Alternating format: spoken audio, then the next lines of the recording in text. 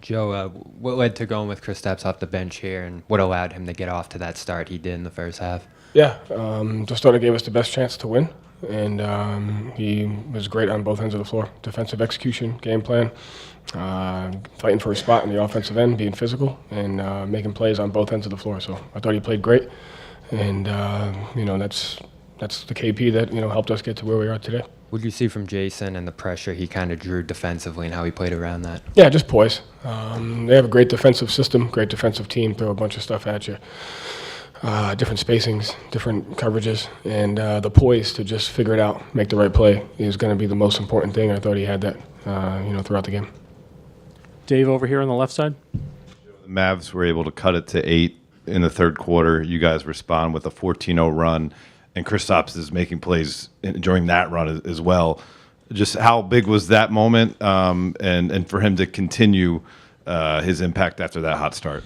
Yeah, game management is going to be important. This is a great team. They have a tendency to go on great runs, and that's going to happen. And so you have to be able to manage those with poise and execution, know why those runs are being made, and quickly put a stop to them with high-level execution. So KP was a huge part of that run. But I liked the way we handled their run, because that's going to happen. You're not going to stop that. You just have to have the poise and the toughness to work through it. I thought our guys did that. Jake, fifth row towards the center. Joe, Jaylen was your leading scorer tonight, but defensively, the 3 blocks, guarding Luka in space, what can you say about his effort on that side of the ball? Yeah, what you saw tonight is kind of the challenge he took for himself coming into the year, not wanting to be defined by one thing, wanting to make plays, wanting to be a well-rounded player and get better and better. And so his spacing, his ball movement, his defense on ball and off ball.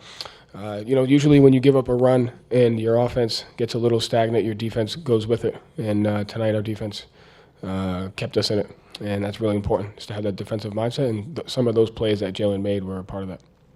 Second row on your left. Coach Shane with Forbes. You mentioned the ball movement. Just kind of curious what you've seen in terms of when Jason or Jaylen draw two, the ability to kick out and get the machine moving. Yeah, I think a couple of great passes JT stuck out. The one Jaylen threw to Al in the corner. I think it was either Jaylen or JT. But that's what those guys do. They have the ability to draw 2 guys, and the most important thing is making the right play over and over again, doing what's best for the team, reading the 2-on-1s. And when they're at their best, those guys are able to do that. And, I thought their decision-making helped control the game, especially when they went on that run. We were able to get that back. We went back to, with JT there, and he was able to help us sustain that with high-level execution. So it's really important when those guys do that. Third row on your left. Joe, when did you make the decision to bring Kristaps off the bench, and did you have to have a conversation with him about that, and how did that go? Yeah, I always talk to the players about what we think is best for the team, and, that's that.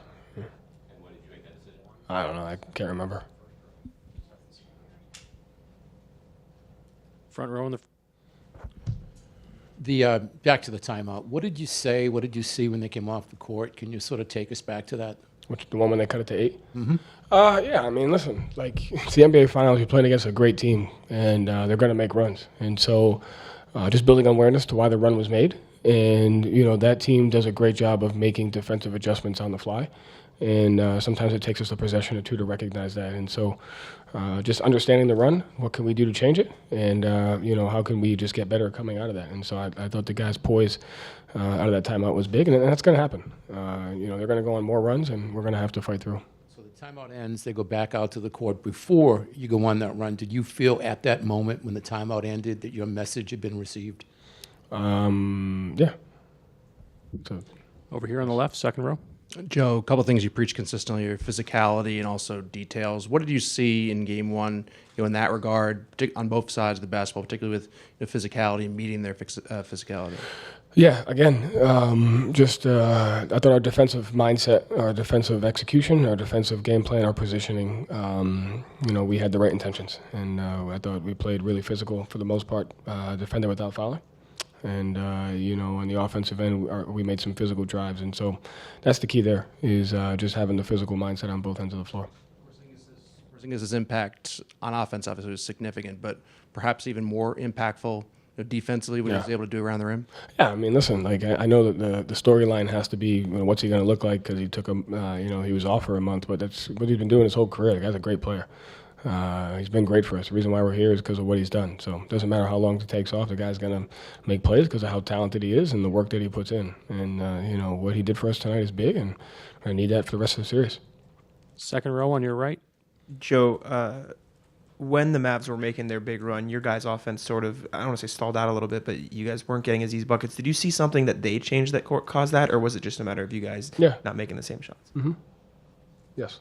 And then you mentioned the timeout. You said, you talked to them, you explained that you were playing the same way. Was there anything any of the guys said during that timeout or around that time that, like, sort of to each other? Like, did you notice any of that? No, I mean, out of the 3 minutes, 2.5 of it, they're by themselves. So, they communicate well with each other. They have great relationships. So I'm sure during the time the coaches are meeting that they're having that communication with each other. They do a good job of communicating with each other throughout the game. Front row here on the left. Joe, you've continuously stressed the importance of defense. They didn't have a 25-point quarter tonight. What did you like on the defensive end tonight? Just sticking with the game plan. Game plan execution is very important.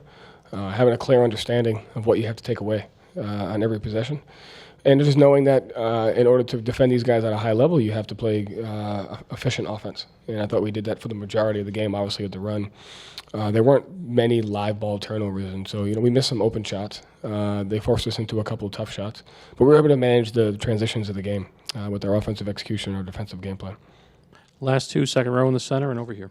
You guys took away two of their preferred methods of scoring, lobs and corner threes.